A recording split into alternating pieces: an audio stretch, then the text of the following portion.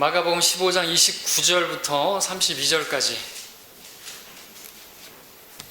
15장 29절로 32절까지 본문 찾으신 줄 알고 제가 읽겠습니다. 그때 지나가던 자들이 자기들의 머리를 흔들며 주를 모독하여 말하기를 아하 성전을 헐고 3일 만에 짓는 자여 내 자신을 구원하여 십자가에서 내려오라고 하니라. 선임 제사장들도 서기관들도 더불어 이와 같이 그들 가운데서 조롱하며 말하기를 그가 남은 구원하면서도 자기 자신은 구원할 수 없도다. 이스라엘의 왕 그리스도여 십자가에서 지금 내려와 보라. 그러면 우리가 보고 믿으리라고 하더라. 그리고 주와 함께 십자가에 못 박힌 자들도 주께 욕하더라. 잠시 기도하겠습니다. 자, 오늘 우리가 기념하는 주의 만찬식, 주님을 기억하는 의식이죠. 우리가 오늘 특별히 주님을 기억하는데 십자가상에서 주님께서 관심하셨던 것들이 무엇인가 그것을 기억하기 원합니다. 주님께서 관심하신 것들이 무엇이고 또 주님께서 관심하지 않으신 것들이 무엇인지를 기억하면서 그것을 기억하는 목적은 우리도 주님처럼 주님께서 관심하는 게 무엇이고 정말 그렇게 십자가상에서 그와 같은 그런 상황에서 주님께서는 무엇에 관심하셨고 또 무엇에는 관심하지 않으셨는가를 배움을 통해서 우리도 그런 것에 주님께서 관심한 것에 관심 갖고 우리가 갖지 말아야 될 그런 것들에는 관심 갖지 않는 그러한 우리가 되기를 원합니다. 몇 가지를 볼 텐데요. 본론으로 들어가서 첫 번째로 주님께서는 자신을 구원하시는 데는 관심 없으셨고 오직 우리를 구원하시는 데만 관심이 있으셨습니다. 너무나 쉽고 분명하고 간단하죠. 주님께서는 자신을 구원하는 일에 관심 없으셨단 말이죠. 우리를 구원하시는 일에만 관심을 가지셨습니다. 오늘 우리가 그것을 본문에서 잘 볼 수 있지 않습니까? 십자가 아래 모인 사람들 보십시오. 주님을 향해서 조롱하고 야지합니다. 그가 자기는 구원받고 다른 사람은 구원하면서 다른 사람들 막 고치고 뭐 죽은 자도 살리고 그러는 사람 그래놓고 왜 자기는 구원하지 못하느냐고 그렇게 하는 것입니다. 그렇게 해도 계속해서 침묵하고 계시니까 더 그렇게 말하는 거죠. 구원해봐라. 그럼 믿겠다. 이스라엘 왕이라면서 한번 해봐라. 그렇게 말하는 것입니다. 자, 그런데 주님께서 만일 그들의 말대로 자신을 구원하는 일을 실행하셨다고 한다면 어떻게 되는 것입니까? 그렇게 말하는 이 사람들뿐만 아니라 우리조차도 구원받지 못하게 되는 것이죠. 주님께서는 성경을 통해서 말씀하십니다. 하나님께서 세상을 이처럼 사랑하셔서 그의 독생자를 주셨으니 이는 그를 믿는 사람은 누구든지 멸망하지 않고 영생을 얻게 하려 하심이니라 그랬습니다. 자, 이렇게 사람들이 말하는 바대로 그렇게 주님께서 자기를 돌아보시고 자기를 구원하셨다고 한다면 지금 내려와 보라고 말했던 그 사람들을 포함해서 우리 모두는 요한복음 3장 16절의 말씀에 따라 우리는 다 멸망하고 마는 것입니다. 하나님께서 독생자를 주신 목적이 뭡니까? 이는 그를 믿는 사람은 아무 멸망하지 않고 영생을 얻게 하려 하심이라 말씀대로 독생자를 주신 것이에요. 그래서 주님께서는 자기를 구원하지 않으시고 우리가 멸망하지 않게 하시려고 우리를 구원하시려고 자신을 구원하시는 일에 관심 안 하시고 오직 우리를 구원하시는 일에만 관심 가지셨다는 것이죠. 만약 주님께서 자신을 구원하시는 일에 자신을 지키는 일에 관심하셨다고 한다면 유다 이스카리ot이 그 겟세마네에 왔을 때 주님을 팔아먹으려고 왔을 때 제자들에게 말했겠죠. 얘들아 칼을 들어라 나를 지키라 이렇게 말씀하셨겠죠. 자기를 지키는 일을 하셨다면 자기를 돌아보셨다면 그러나 주님께서는 오히려 주님을 지키겠다고 칼을 들었던 제자에게 칼을 내려놓으라고 그렇게 말씀하셨던 것을 보게 됩니다. 그러니까 주님께서 십자가를 지시기 전부터 자신을 구원하시는 자신을 지키는 일에는 전혀 관심이 없으셨던 것이죠. 왜 그렇게 한 것입니까? 바로 우리를 구원하시기 위해서 자신을 구원하시는 일에는 전혀 관심하지 않으셨다. 그러니까 우리가 이것을 기억할 필요가 있다는 거죠. 주님은 주님 자신을 구원하는 일에 관심 없고 오직 잃어버린 자들, 우리들을 구원하는 일에 관심이 있으셨다라는 거죠. 자, 우리가 이러한 주님을 오늘 기억한다면 우리가 이러한 주님을 믿는다고 한다면 우리는 어떤 사람들이 되어야 되겠습니까? 우리는 무엇을 관심하면서 살아야 되겠습니까? 우리가 우리 자신에만 관심하지 않고 살아야 되겠죠. 우리 자신을 관심하는 것이 아니라 우리도 주님처럼 주님께서 자신의 구원에 관심 없고 다른 사람들의 우리를 위해서 그렇게 거기에만 관심하셨다면 우리도 우리 자신의 구원에만 만족할 것이 아니라 우리가 구원받은 것에만 안주할 것이 아니라 내가 받은 구원에만 감사하면서 나는 이제 하늘나라 가게 되었다, 그것만 만족해하면서 또 여전히 나 자신만 돌아보면서 나 자신의 안녕만을 바라보면서 그렇게 살아가면 안 되겠죠.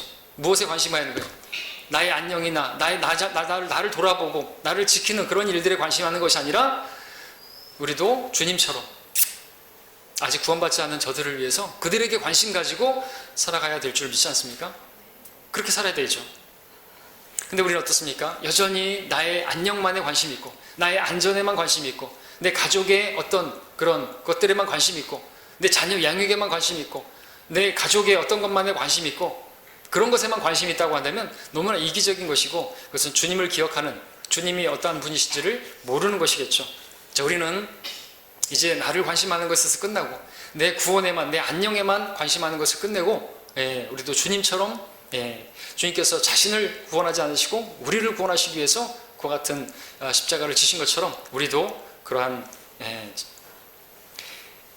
나 자신에 대한 그런 것들을 내려놓고 오직 잃어버린 죄인들에 대해서 관심하는 우리가 되어야 하겠습니다.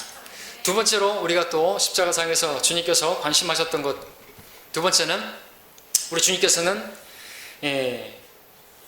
자신을 변호하는 일에는 관심이 없으셨습니다. 자기 변호에는 관심이 없으셨고 오직 우리의 변호인이 되기 위해 자신을 변호하지 않으셨습니다. 그렇죠? 우리 마가복음 15장 4절 5절 볼까요? 15장 4절 5절.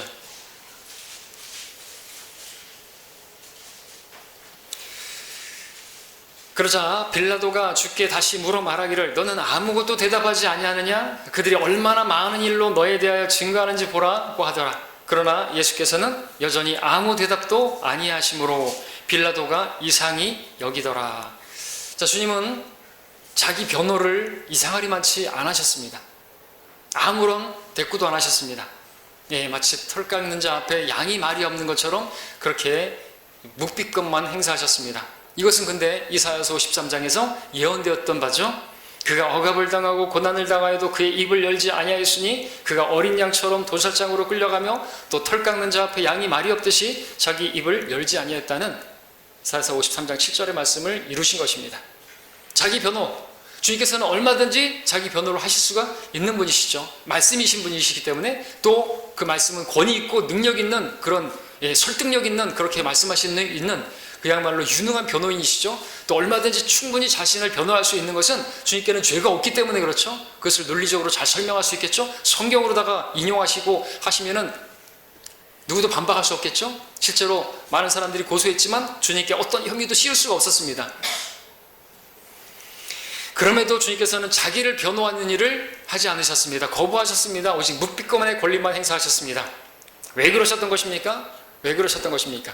주님께서 이때 자신을 변호하는 일에 관심이 있으셨다면 우리의 변호인이 되실 수가 없기 때문에 그렇다는 거죠. 우리의 변호인이 되시기 위해서 자신을 변호하는 일을 내려놓으셨던 것입니다.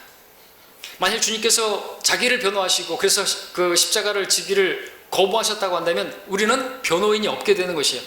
우리에게 변호인이 없다면 죄인인 우리들은 마귀가 고소자인데 그 고소자가 우리를 고소하는 일에 있어서 우리는 꼼짝없이 하나님의 심판 판결을 받고 지옥에 던져질 수밖에 없는 것이죠. 근데 우리가 그러한 고소자에 의해서 고소를 당하고 불못에 던져지지 않을 수 있는 이유는 뭡니까? 우리에게 변호인이 있기 때문에 그렇습니다. 주님께서 우리의 변호인, 중보자가 되시는 분으로 계시는 것이에요. 그래서 우리가 죄인이지만 똑같이 저 사람들과 같은 죄인들을 짓고 죄를 사는 그런 사람들이지만 그들과 우리는 다른 것이에요. 우리에게는 변호인이 있습니다. 우리가 우리 죄를 자백하고 죄인인 것을 고백하고 주님 앞에 내 죄들을 씻기 위해서 십자가에서 피 흘리시고 그 피가 내 죄들을 깨끗하게 했음을 믿습니다. 저희 구원자가 되어주십시오. 저는 구원받아야 할 죄인입니다. 저에게 불쌍한 저에게 자비를 베풀어 주십시오. 이와 같은 형태로 영접을 하고 예수님을 구원자로 삼았다면 변호에 있는 것이고, 그러면은 하나님 아버지께서 주님께서 보좌 우편에서 중보하시겠죠. 아버지, 저는 지금 나를 믿었습니다. 이제 저는 죄인은 죄인이 아닙니다. 의인입니다. 죄가 없습니다.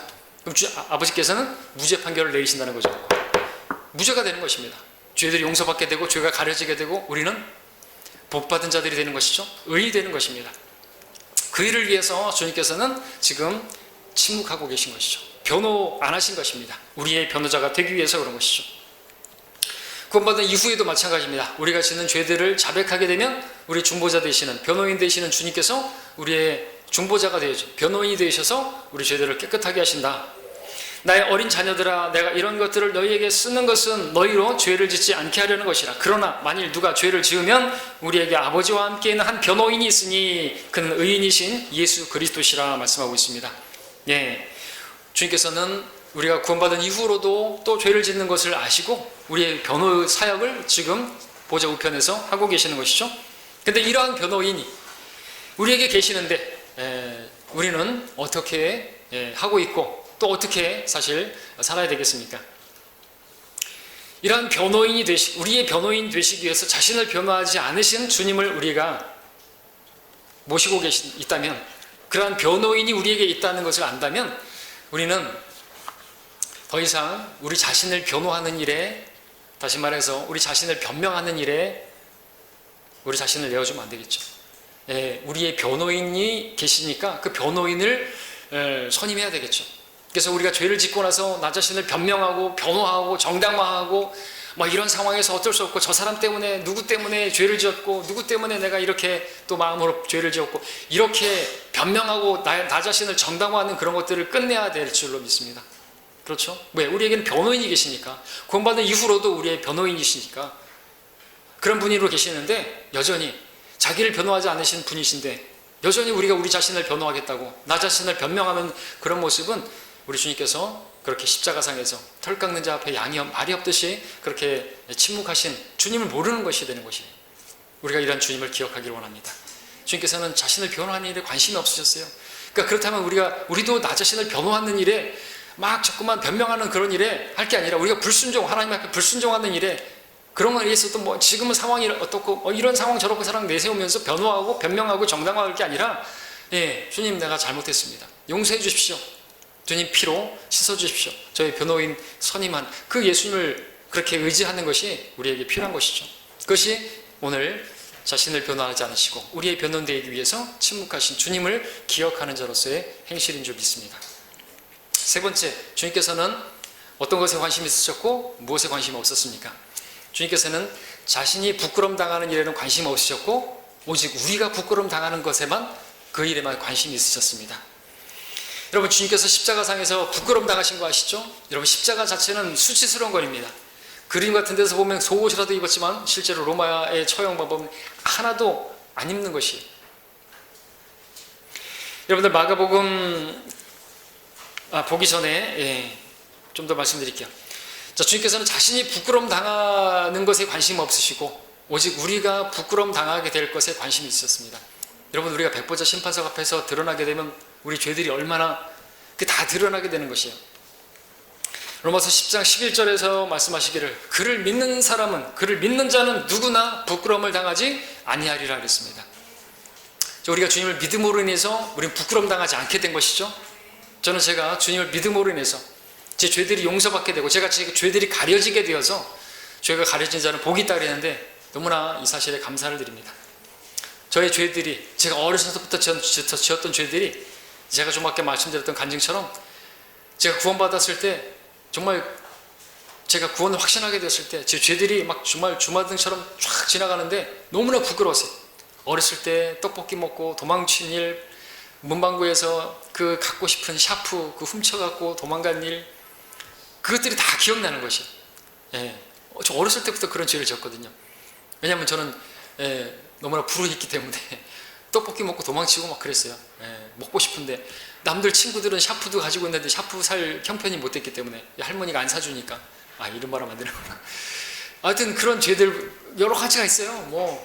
근데 그것만입니까? 그거 크면서 더 죄를 졌죠. 근데 그런 죄들이 다 드러나게 되고 심판석 앞에서 가려진 것이 드러나지 않을 것이 없고 숨겨진 것이 공개되지 않을 것이 없고, 사람이 말은 어떤 빈말이라도 심판날에는 그에 관해서 해명해야 된다 그러는데, 내가 말했던 음담패설, 그 더러운 농담, 군대에서 했던 그런 더러운 농짓거리들, 이런 것들까지 다 드러나게 된다라고 생각하니까, 그리고 이것이 너의 삶이었다, 그 천도지 그 책자를 보면서도 정말 눈물을 흘렸습니다. 근데 너무나 감사한 것이죠. 그 죄들이 다 가려지게 됐다는 거예요. 예수님의 피로 깨끗하게 됐다는 것이에요. 난 부끄러움 당하지 않게 되었다는 거죠. 백보자 심판석 앞에서 죄들이 드러나지 않게 되었다는 것이에요. 여러분, 그런 사람들이 된 것입니다.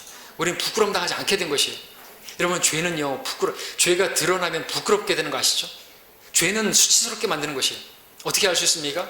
여러분, 뉴스 같은 데서 보면은 어떻게 되죠? 사람들이 모자를 눌러 쓰고 막 어떤 여자는 머리를 막 앞으로 다 제끼고, 왜요?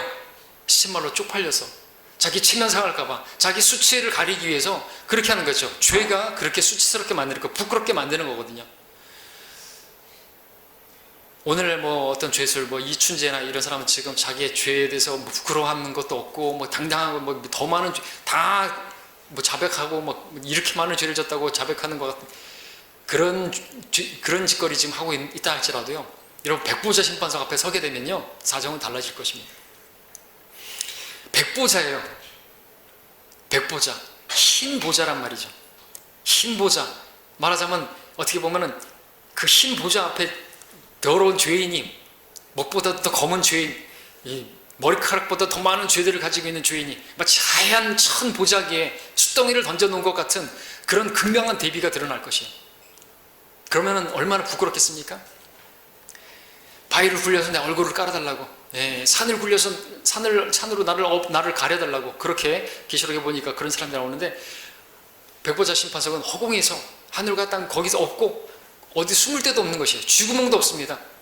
그런 곳에서 자기의 모든 죄들이 다 드러나게 되고, 그 죄들이 다 마치 아이맥스에서 영화처럼 막 3D로 보여준다고 생각해 보십시오.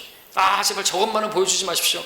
그렇게 할 사람들이 많이 있겠지만 다 드러나게 될 것이에요. 그 앞에서 나는 죄인이 아니라고 말할 수 있는 그런 사람 없는 것입니다. 명백한 빼도 박도 못하는 그런 증거들이 다 있기 때문에 그 책들에 기록된 대로, 그 행인대로 다 드러나게 되는 것이. 근데 너무나 감사하지 않습니까? 그 죄들이 다 가려지게 된 것이, 깨끗하게 된 것입니다. 그래서 우리가 찬양하잖아요. 내 죄가 없어졌다고, 깨끗하게 되었다고. 여러분들, 주님께서 당한 수치를 한번 보십시오. 마가복음 14장 65절 한번 볼까요? 14장 65절에서 주님 십자가 지기 전부터 이러한 수치를 당하셨습니다. 14장 65절에 그러나 몇 사람은 주께 침을 뱉기 시작하면서 또 주의 얼굴을 가리고 주먹으로 치며 말하기를 예언하라 하며 종들도 그 손바닥으로 때리더라 그랬습니다.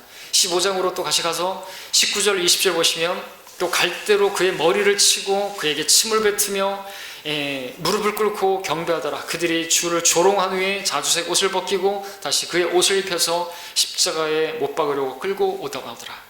얼굴에 침을 뱉는 게 얼마나 모욕적이고 수치스러운 것입니까? 이 십자가 지기 전부터 이렇게 수치를 당하셨고 부끄럼 당하셨고, 십자가를 질 때는 그야말로 알몸으로, 그 앞에 여인들도 있는데 또 지나가는 사람들이 다 봅니다.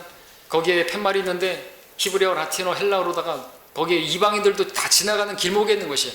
그래서 죄를 지면 이렇게 부끄러움을 당한다는 것을 극명하게 보여주는 것이 십자가였던 것입니다. 하나도 안 입었어요. 부끄러움을 당하는 거죠. 그 십자가는 자체를, 그 자가 수치를 당하는 것입니다.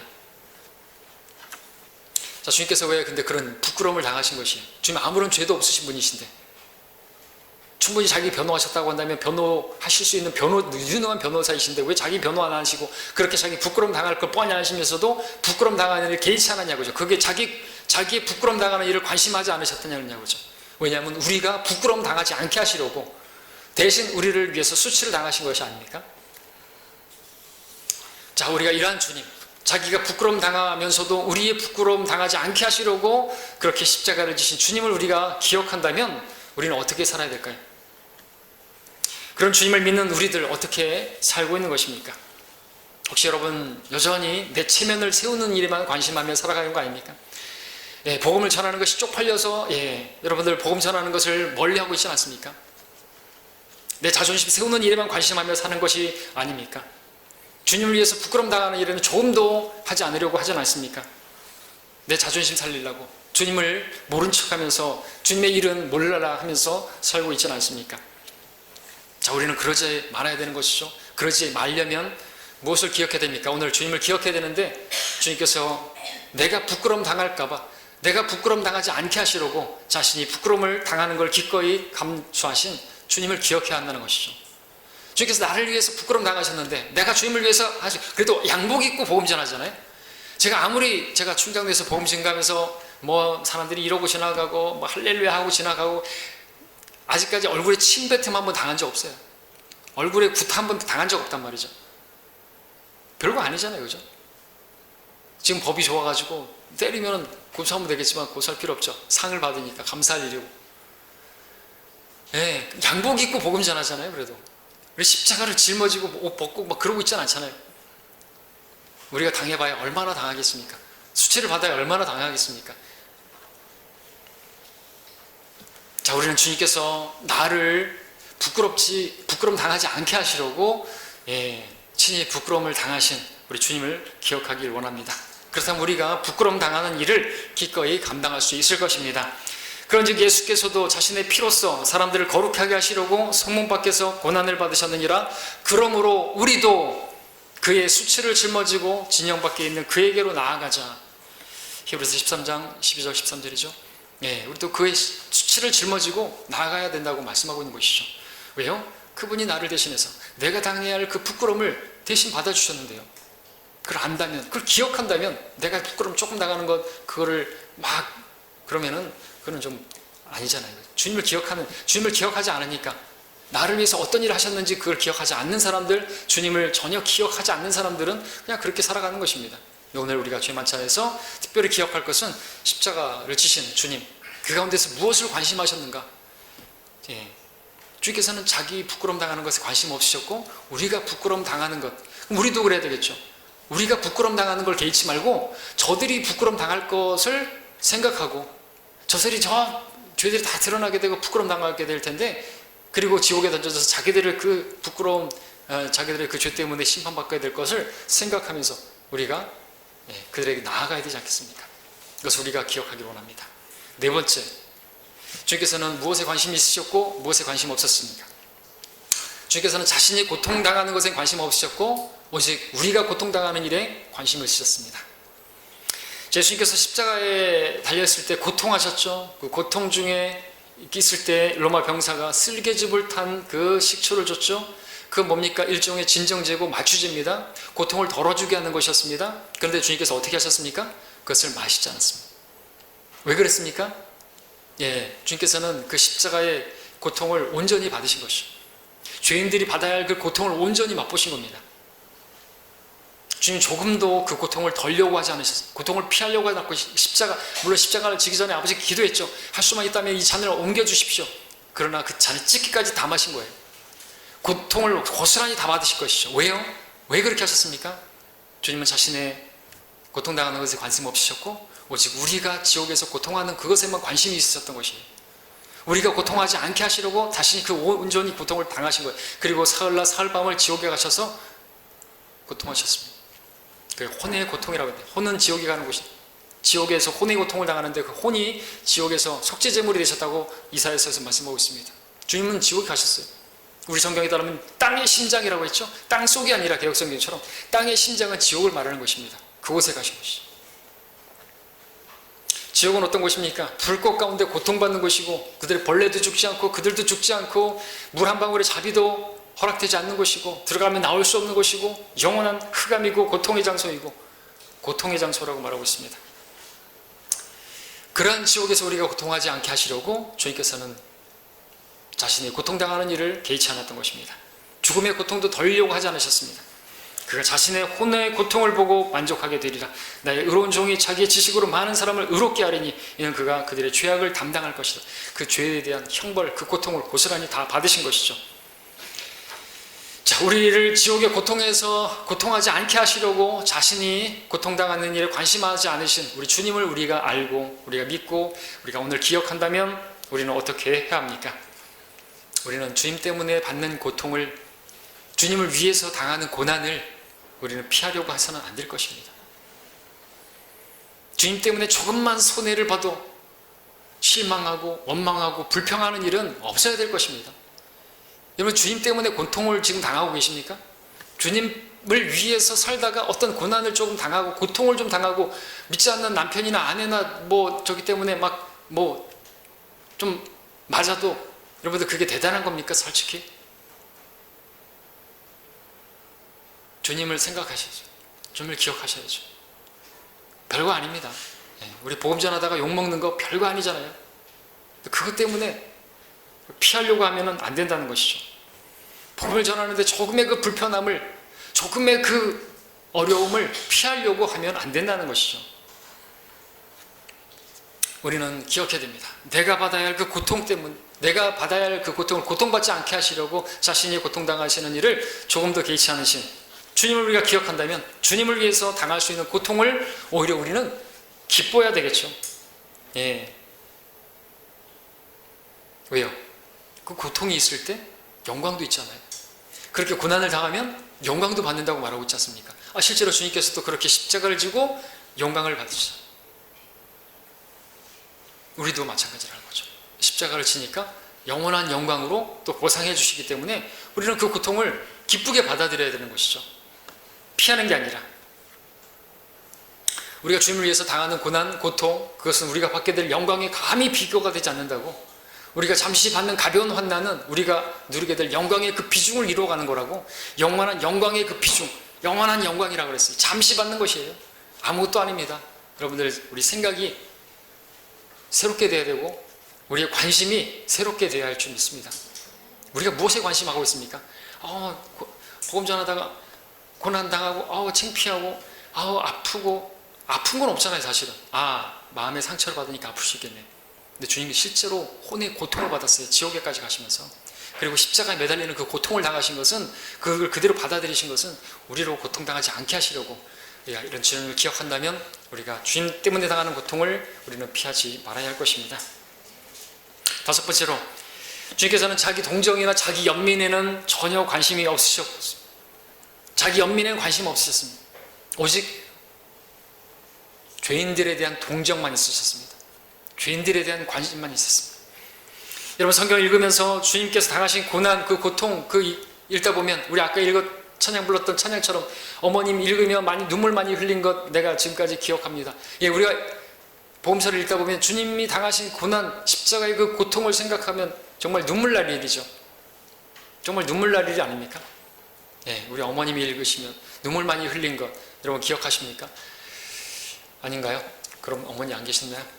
자, 그런데 그렇게 눈물 날 만한 일을 행하신 분이 우리 주님이시라는 것이죠. 근데 아셔야 될 것은 우리가 그렇게 복음서를 읽으면서 주님께서 당하신 고통 때문에 우리가 눈물을 흘리는 걸 원치 않으시고, 주님께서는 십자가에서 자신이 당하는 그런 일에 다른 사람들이 연민을 느끼고 동정하고 그런 걸 전혀 원치 않는다는 거 아십니까?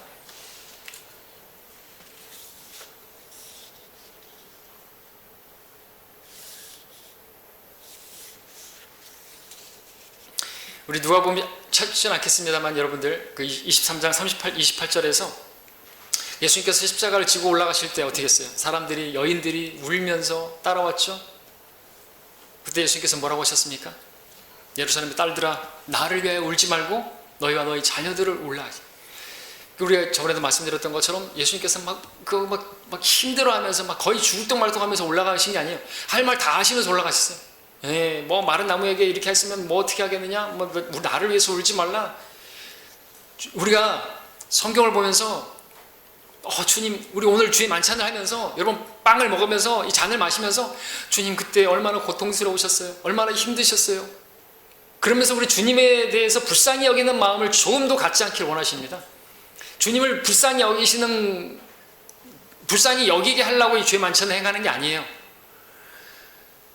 주님은 십자가상에서 아무런 자신에 대해서는 전혀 연민이나 동정을 받지 않으시길 원하셨고, 오히려 죄인들에 대해서 관심이 있으셨고 그들에 대한 연민과 동정만 있으셨습니다. 그래서 주님께서 우리들에게, 여러분들에게 원하시는 눈물은요, 주님께서 당하신 그 고통 때문에 흘리는 눈물이 아니라 이렇게까지 귀한 일을 행하셨는데, 이렇게까지 큰 구원사역을 이루셨는데 이것을 깨닫지 못하고 여전히 주님을 조롱하고 믿지 않는 저 죄인들을 위해서 눈물 흘리기를 원하신다는 것이죠. 우리가 예수님을 기억하는 찢기신 몸을, 흘리신 피를 상징하는 이 주의 만찬을 가지면서 절대로 여러분들 주님 그때 얼마나 고통당하셨습니까? 얼마나 아프셨습니까? 이것을 그러면서 주님에 대해서 동정하고 연민을 갖는 그런 의식이 전혀 아닌 것이에요. 우리가 하면서 주님께서 이루신 그 구원 사역이 무엇인지를 정확히 깨닫고 우리가 앞으로 살아가면서 어떤 것에 관심 가지고 살아야 될지, 나를 위해서 흘리신 피, 나를 위해서 찢기신 몸, 그처럼 이제 다른 죄인들에 대해서, 이것을 깨닫지 못하는 저 죄인들에 대해서 나를 위해서 울지 말고 너희 자녀들을 위해서 울라고 말씀하셨던 것처럼 우리도 구원받지 않은 잃어버린 저 죄인들을 위해서 울기를 바라시는 것입니다. 주님 때문에 우는 게 아니라 주님께서 우리 가족들을, 구원받지 않은 가족들을 위해서 울기를 바라십니다. 그들에게 우리가 눈물로 씨를 뿌리기를 원하십니다. 그들을 생각하면서 불쌍히 여기는 마음으로 그들에 대해서 오히려 연민을 가져야지, 우리가 주님 얼마나 아프셨어요, 그거는 의미가 없어요. 자, 기억하십시오. 주님은 자기 동정에는 관심하지 않으셨습니다. 자기에 대해서 연민을 갖는 거 원치 않으셨습니다. 울지 말라요. 오히려 주님께서는 잃어버린 자들에 대한 연민과 가엾게 여기는, 불쌍히 여기는 마음만 있으셨습니다. 자, 이러한 주님을 우리가 믿는다면 자기 동정 연민에는 전혀 관심 없으시고 오히려 저 죄인들, 저 불쌍한 사람들에 대해서 불쌍히 여기시고 연민 가지시는 주님을 우리가 기억하고 믿는다면 우리는 어찌 해야 되겠습니까? 자, 우리는 나를 벗어나야 됩니다. 나를 부인해야 됩니다. 나를 내려놔야 됩니다. 나를 불쌍히 여겨달라고, 나를 좀 관심해달라고, 그런 거 갖지 마십시오. 여전히 나에게 관심 갖고 누가 나 좀 관심해주고 동정해주기 바라고 나에게 잘해주기를 바라고, 그런 마음은 벗어나야 됩니다. 아무것도 아닌 것에 상처받고 조금만 서운한 일을 당하게 되면, 조금만 나에게 관심 가지 않으면 토라지고 예배 안 나오고, 그런 그리스도인이 있다면 정말 유치한 거죠. 조금만 서운한 일을 당하면, 여러분들 예배 출석 안 했는데 어떻게 목사가 예배 전화도 안 하냐, 어떻게 관심이 그렇게 없냐, 내가 문자 보냈는데 왜 이렇게 문자가 답변이 이렇게 냉랭하냐, 답변이 없냐, 그런 걸로 또 막 실족하고 막 삐지고 그러시면 안 되겠죠? 제가 일부러 막 답장을 안 하고 이모티콘 안 보내도 서운해하지 마십시오. 그런 일로 서운해하는 사람들도 있다는 거죠. 근데 관심 있으면 문자도 보내고 해야 되겠지만, 아니 보내줘야 되겠죠. 왜 그러지? 이렇게 생각할 수도 있으니까. 근데 그런 일, 저런 일, 그런 것 때문에 힘들어하고 실망하고 삐지고 그러면 안 되는 거죠. 자, 이런 나에 대해서 벗어나야 되는 겁니다. 나를 불쌍히 여기는 마음을 좀 가져달라고. 여러분들, 우리 불쌍한 사람들 아니에요. 우리가 왜 불쌍한 사람들입니까? 우리 구원받은 사람들이죠. 맞습니까? 우리 구원받은 사람들입니다. 그럼 우린 절대로 불쌍한 사람들 아니에요. 불쌍한 사람들이 누굽니까? 아직 이 주님을 모르는 사람들, 지옥으로 향하고 있는 사람들이 불쌍한 거예요. 우리는 우리 자신에 대해서 울고 그럴 사람들이 아니라는 것이죠. 우리 자신에 대해서 울고, 아무리 우리가 지금 아프고 고통하고 힘들고 그래도요, 우리는요, 누가 나 좀 동정해달라고, 나 좀 연민 가져달라고 그렇게 말할 사람들이 아닌 거예요. 우리가 구원받았다면요, 우린 자다가도 벌떡 일어나가지고 감사드리고 찬양해야 될 사람들 아닙니까? 목이 쉬도록 찬양 불러도, 만 입이 내게 있어도 그 입 다 가지고 찬양을 불러도 아쉬운 마음이 있어야 되는 게 우리들 아닙니까? 진짜예요. 우리 불쌍한 사람들 아니에요. 여러분들 연민 가져다달라고, 동정해달라고 그렇게 말하지 마십시오. 여러분들 좀 서운한 일 당해도 그런 거 가지고 상처받고 그러지 마시라는 것이죠. 여러분들, 우린 지옥 안 가는 거예요. 지옥에서 고통하는 사람들 생각해 보시라는 거죠. 주님은 자기 동정, 자기 연민에 관심 없으셨습니다. 오직 지옥 가는 그들에 대해서만 불쌍히 여기는 마음 가졌습니다. 그럼 우리도 그렇게 주님을 믿은, 주님을 기억하는 자들이라면 나에 대해서 동정하고 나를 벗어나시기 바랍니다. 저들에 대해서 불쌍히 여기는 마음 가지시고 저들을 동정하는 마음 가지시고 그렇게 살아야 할 줄 믿습니다. 6번째, 마지막입니다. 주님께서는 자신을 세우는 데 관심 없으셨습니다. 오직 교회를 세우는 데 관심이 있으셨습니다. 자기를 높이고 자기가 영광받는 것, 이런 것에 관심 없으셨다는 거죠. 오직 십자가상에서도 교회에만 관심하셨습니다. 이게 유일한 관심사항이었습니다. 자, 주님께서 십자가를 지시기 전에 내가 나의 교회를 세우리니 라고 말씀하셨습니다. 그 교회를 세우기 위해서 십자가에서 주님께서는 죽으셔야만 했습니다. 주님께서 교회를 세우는 데 지대한 관심이 있으셨습니다. 우리 함께 시편 22편 볼까요? 시편 22편 가서 여러분들 메시아 그리스도 십자가 예언이죠. 다윗의 시지만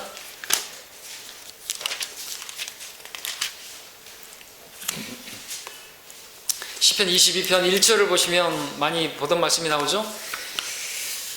나의 하나님 어찌하여 나를 버리셨나이까? 어찌하여 나를 돕지 아니하시며 나의 신음하는 말을 멀리 하시나이까? 복음서에서 보죠. 십자가상에서 주님께서 외치셨습니다. 우리를 대신해서. 그 다음에 또 건너와서 또 7절 8절을 보면 나를 보는 자는 다 조롱하며 비웃나니 그들이 입술을 내밀고 머리를 흔들며 말하기를 그가 주께서 자기를 구하실 줄 신뢰하였도다. 주께서 그를 기뻐하시니 그를 구하시게 하라. 오늘 본문에 마가복음 본문에 나왔던 그 내용이죠. 그 다음에 우리 또 12절 13절 보시면 많은 황소가 나를 에워싸고 바산의 힘센 황소들이 나를 둘러쌌나이다. 그들이 내게 입을 벌림이 마치 찢고 울부짖는 사자 같나이다 그랬습니다. 여러분들 이 영적인 실상입니다. 여기서 보면은 종교 지도자들뿐만 아니라 로마 병사들뿐만 아니라 바산의 황소들, 영적 존재들이 영적 악이 높은 곳들에 있는 영적 악이 좀 둘러싸고 있는 거죠. 왜냐하면 십자가 상황에서 예수님이 죽으시는 이것은 마귀들도 초유의 관심 사항이기 때문에 둘러 진치고 있는 것입니다. 영적인 눈으로 보면 이렇게 좀 살벌한 상황인 것이죠. 14절은 십자가의 고통을 이렇게 표현한 것입니다. 완전히 그냥 어떻게 회복이 안 될 것 같은 그런 상황들이 된 것이죠. 또 15절에서 심한 갈증, 탈진한 상태, 정말 죽을 지경에 놓인 그런 것들을 묘사하고 있고요. 16절 십자가에 못 박힌 상황, 손과 발이 찔렀나이다 하는 그런 부분들. 17절 18절 내가 모든 뼈들을 셀 수 있으니 그들이 나를 보며 쳐다보나이다. 그들이 그들 속 가운데서 내 겉옷을 나누며 내 속옷을 제비 뽑았나이다. 뼈마디 하나하나가 셀 수 있을 정도의 어떤 그 십자가의 그 극한 고통이겠죠. 얼마나 고통스러웠으면 뼈마디 하나하나가 뼈를 셀 수 있을 정도의 느낌이라고 그 정도로 보이지 않습니까? 그런 고통. 그리고 그 가운데서 아래에서는 웃으면서 조롱하면서 제비를 뽑고 속옷을 나누는 그런 모습들이 있는 것이죠. 자, 그리고 이제 19절에 보면은 간절한 기도가 나오죠. 그러나 오 주여 나를 멀리하지 마소서. 오 나의 힘이시여 속히 나를 도우소서. 그리고 20절 말씀드리고자 하는 거 20절입니다. 내 혼을 칼에서 내 유일한 것을 개의 세력에서 구하소서라고 기도하고 계십니다. 자, 이런 극심한 고통 중에 주님께서 기도하고 계시는 것이 예언된 것이죠. 이런 극한 상황 중에서 주님의 관심이 어디 있었는지를 보시는 것입니다. 주님은 자신을 세우는 것에 관심 없으셨고 교회를 세우는 것에 관심이 있었다는 것입니다. 주님의 관심이 무엇입니까? 내 혼을 칼에서 내 유일한 것을 개의 세력에서 구하소서 그랬습니다. 그래서 내 유일한 것이라고 하는 표현이 있죠.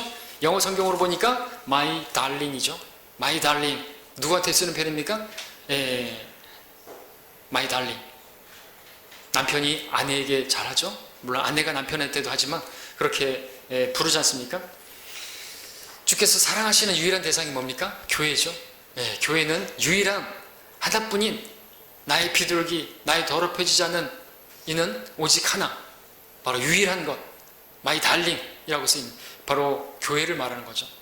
물론 럴커 목사님은 이것은 이 달링이라는 표현은 보편적인 것이고 유일한이라는 의미고 그렇게 이제 설명하시기도 하시지만 유일한 것이 뭐냐 그러면은 뭐 주님의 혼을 얘기한다고 하지만 그 앞에 근데 혼이 나오잖아요. 내 혼을 칼에서 내 유일한 것을 개의 세력에서 구하소서. 어쨌든 우리가 아는 것은 주님께서는요 교회에 무척 관심이 있으셨고 교회를 세우기를 원하셨고 또 주님의 죽으심을 통해서 태어나게 될 그러한 자녀들을 생각하셨던 것이죠. 22절 보시면 22절 23절에 보니까 교회가 나오죠. 내가 주의 이름을 내 형제들에게 선포하며 회중 가운데서 내가 주를 찬양하리이다. 주를 두려워하는 너희여 그를 찬양하라.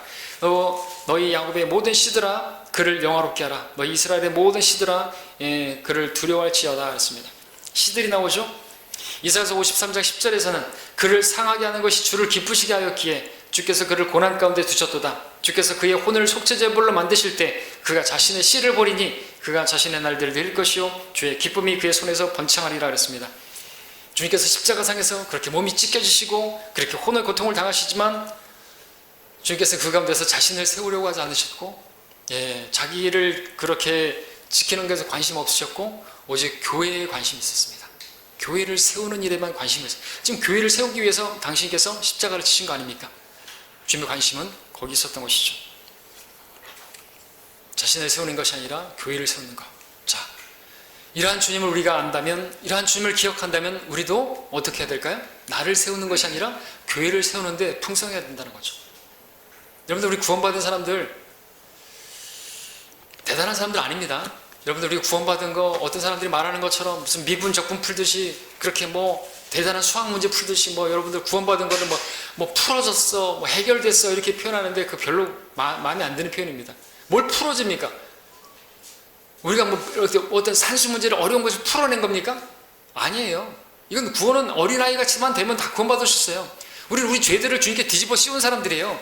별거 아닌 사람들입니다. 우리 믿지 않는 사람들이 우리 보고 나쁜 놈이라고 말해도 할 말 없는 사람들. 여러분들, 친구하고 같이 차 타고 가다가 음주운전하고 또 차를 하다가 어떤 사람을 죽였어요. 음주운전 사고를 냈어요. 근데 어떤 친구가 그럽니다. 옆에 있는 친구한테, 야, 나는 가족도 있고 애도 있고 나는 직장도 있고 나는 아버지가 이거 알면 큰일 나고 나 진짜 뭐 집에서 쫓겨난다. 그러니까 네가 이거 했다 그래. 그리고 너 감방에 갔다 오면 내가 우리 아버지 자리에 그 회사에 아주 좀 과장 자리에 앉혀줄게. 그리고 너 뭐도 해주고 안정된 직장도 주고 안정된 가정할 수 있는 뭐 다 줄 때. 그러니까 네가 이번에 나 대신에 감방에 들어가라. 그러면 우리는 그 사람을 뭐라 그러죠? 나쁜 놈이라 그러겠죠? 그게 우리들이에요. 우리가 죄 지은 것에 대해서 우리가 받아야 할 벌을 다 예수님께 뒤집어 씌운 사람들이라니까요. 근데 우리가 그런 사람들인데 구원받고 나가지고 저는 막 거들먹거리고 막 잘난 척하고 막 자기를 내세우려고 하는 사람들 보면 정말 밥맛이에요. 목사들 특히 무슨 가운 입고 뭐 걸치고 뭐 그럴듯하고 자기랑 평신도 하고 구분하고 그럴듯한 언변하고 말하고 마치 자기가 뭐 대단한 거 깨달은 것처럼 아주 밥맛이죠. 주님 그런 사람들 토해내고 싶어 하세요. 죄인인데 그 뒤를 뒤집어 씌운 그 뺑소 치시고, 아니 뺑소니 아니로 음주운전하고 죽이고 그리고 자기 친구한테 뒤집어 씌우면서 네가 대신에 이거 깜빵 갔다 와라. 이게 우리라니까요. 잘 알아야 돼요. 여러분들 이 자리에 나와 있지만 여러분들 말씀 통해서 뭘 원하시는지 모르겠습니다. 다른 거 원하시면 안 돼요. 여러분들 여러분의 어떤 그것을 높이고 여러분 세우고 내가 이렇게 정말 대단한 존재야. 장경동 목사 말하는 것처럼 여러분들은 하나님 보시기에 두고 보기에도 아까운 존재들이라고 그러면서 여러분들에 대해서 막 지켜 세우고 뭐 하는 거예요? 뭘 두고 보기에도 아까운 존재로 그렇게 높여서 뭐 하려고 해요? 우리는 낮아져야 되는 거예요. 주님께서 자기를 세우지 않으시고 교회를 세우기 위해서 십자가를 지신 거 안다면요, 우리도 나 자신을 세우고 나 자신을 높이고 이런 게 아니라 교회를 세우고 다른 지체들을 세우고 그들을 위해서 새로운 성도들이 오면은 섬길 줄 알고 그렇게 해줘야 하고 돌아봐야 되는 거죠. 여전히 내가 먼저 왔으니까 내가 거들먹거리고 내가 대단하고 그렇게 하면 안 되는 거예요. 내가 먼저 깨달은 거예요. 내가 먼저 은혜 받은 것이죠. 내가 먼저 자비받은 거 아닙니까? 그럼 겸손하게 더 섬겨야 되죠. 주님을 안다면 주님께서 잘 기억하십시오. 십자가상에서 자기를 세우려고 하지 않으시고 교회를 세우려고 그렇게 그 유일한 것을 지켜달라고 주님의 관심은 그 고통 중에서도 자신에 대해서는 전혀 관심 없으셨고 오직 주님의 관심은 교회였다는 것. 그렇다면 여러분들 우리가 어떻게 무엇을 관심하며 살아야 됩니까? 무엇에 관심 갖지 말아야 됩니까? 나를 관심하지 마셔야 돼요. 나를 세우고 높이려고 하는 게 관심하지 마시고 뒤꿈치를 드지 마십시오. 우리는 교회에 관심을 가져야 되는 거예요. 주님께서 세우시고자 하시는 유일한 것은 교회입니다. 병원 아닙니다. 대학교 아닙니다. 다른 거 아닙니다. 그런 것들 아무것도 아니에요. 교회예요, 교회. 그럼 여러분들 교회에 얼마나 관심이 있습니까? 이 교회는요, 주님의 교회예요. 주님 피로 사신 교회예요. 여러분 교회에 관심 가져야 된다는 거죠. 여러분 관심은 무엇에 있습니까? 주님께서는 그렇게 십자가에서 고통하시면서까지 관심하셨던 것은 자신이 아니라 교회였는데 여러분들은 얼마나 교회에 관심하시냐는 것이죠. 이 교회를 지키기 위해서, 이 교회를 세우기 위해서 여러분들 관심하시고 또 여러분 자신을 드려야 그것이 주님을 기억하는 사람의 자세일 것입니다. 자, 그러므로 이제 이 교회에 여러분들 관심하시고 이 지체들에 관심하시고 그렇게 살아가길 바랍니다. 말씀을 정리합니다. 자, 오늘 6가지로 주님께서 십자가상에서 무엇을 관심하셨고 무엇을 관심하지 않으셨는지를 보았습니다. 주님께서는 첫 번째, 자기를 구원하는 일에 관심하셨습니다. 우리를 구원하는 일에만 관심하셨습니다. 주님께서는 자신을 변호하는 일에 관심 없었습니다. 우리의 변호인이 되시기 있는 거기에만 관심이 있었습니다. 주님은 자신이 부끄럼 당하는 일에는 관심 없으셨습니다. 왜요? 우리가 부끄럼 당하는 그 일을 면하게 하시려고. 주님은 자신이 고통당하는 일에 관심 없었습니다. 왜? 우리가 지옥에서 고통당하는 그 일에만 관심 없었습니다. 우리도 그러면 그렇게 해야 되겠죠. 주님은 자신이 동정받는 일에 관심 없었습니다. 오직 지옥 가는 그 불쌍한 혼들에 대해서만 동정하셨습니다. 여섯 번째, 주님께서는 자신의 몸에 대해서는 관심 없으셨습니다. 주님 몸된 교회에 대해서만 관심이 있었습니다. 자, 그렇다면 우리는 이러한 주님을 기억한다면, 오늘 우리가 만찬을 가지면서 이러한 주님을 기억한다면 우리가 어떻게 해야 되는지, 우리도 주님처럼 나에 대해서는 관심하지 말고 오직 주님께서 관심하셨던 그것들에 대해서 관심하면서 살아가야 할 줄 믿습니다. 자, 기도하겠습니다.